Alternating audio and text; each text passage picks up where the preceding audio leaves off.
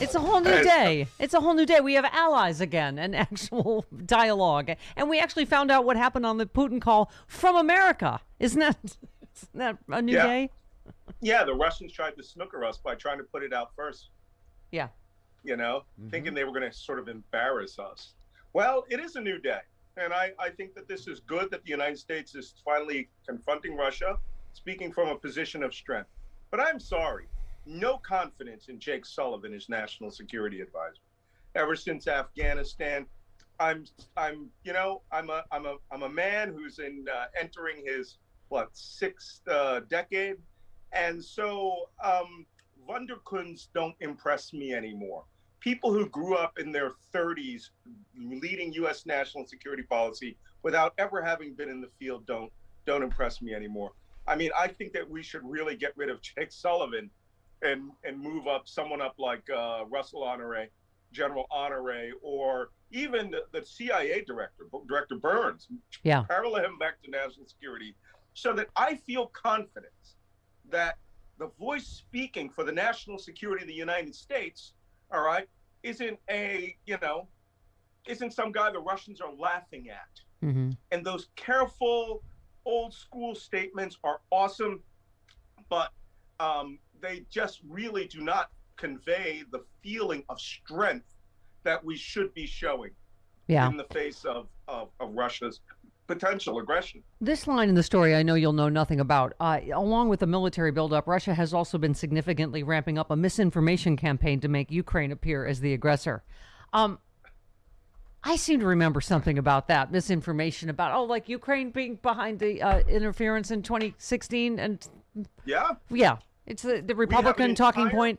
Every talking point that's Putin's is also a GOP talking point. So I'm sorry I get confused, but go ahead. Yeah, every talking point.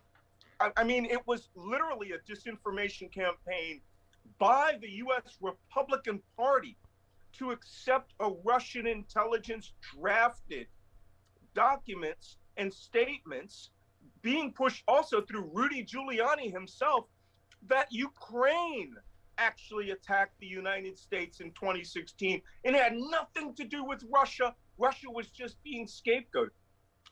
They know we're not that stupid. They know the Republicans are that stupid, and that would give Donald Trump the out without having to, try to, cut ties with his marionette, with his puppeteer. Yeah. And that's what Vladimir Putin was. What was it that you said at the beginning of this? You're just happy that we're not, performing adult acts on Putin anymore. Yeah. Listen, that's why people come here, for the keen foreign policy analysis like that. I meant, diplomatic fellatio. Listen, Malcolm, my point is that I saw the Newsmax thing, Vlad the Great. They're just, at least they're open about their treason now, that they are pro-Russia. Someone said on the anniversary, they said if the Japanese attacked Pearl Harbor today with Biden as president, the Republicans would take Japan's side. I mean, they're just out and out traitors, in my opinion. Sure. Yeah, I'm trying to think who it was this morning. It might have been Wajat Ali, who quoted.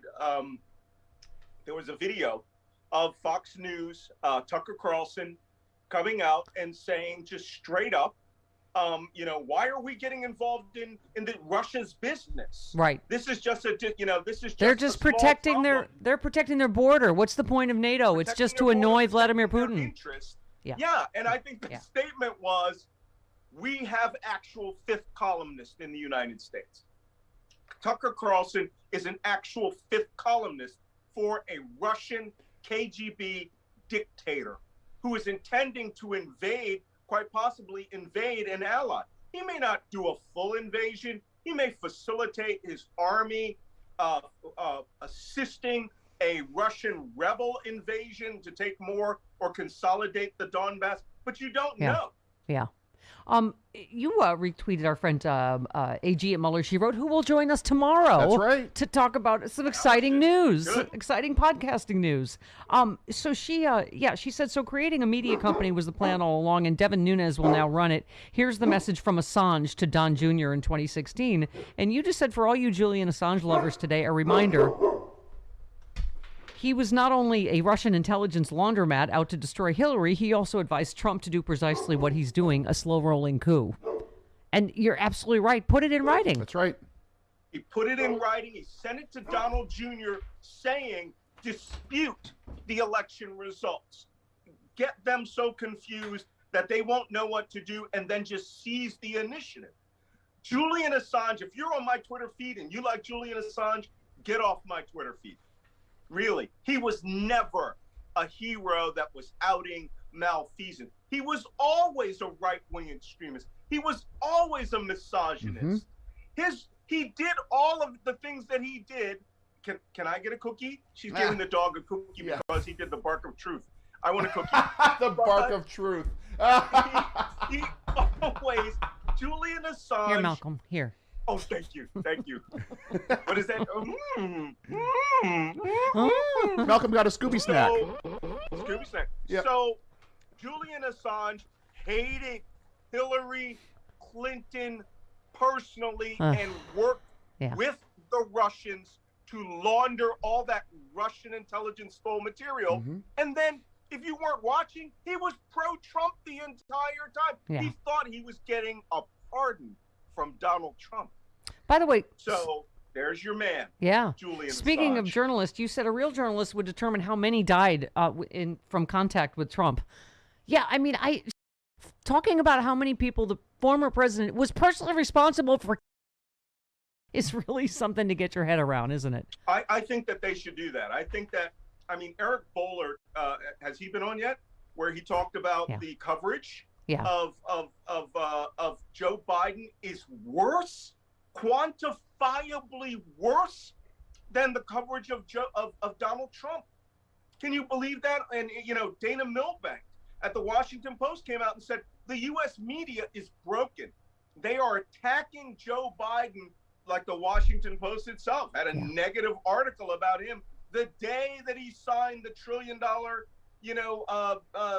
infrastructure deal, and how that was bad for Joe Biden. Right. Look, there is an entire media sphere that is oriented to the right wing. They have been cowed by the liberal media calls, and they know how to swing that argument. And what we have to do is we have to fight that. And, Twitter is one small place that you can do it, but you're going to have to amplify these messages that, we have a really good administration. Granted, they flubbed up with Afghanistan. I know a lot of people are really still unhappy that they lost their Afghan party houses, a lot of these journalists, but they're going after Biden like he's the worst president in American history, while still overlooking the man, 400,000 people due to his incompetence.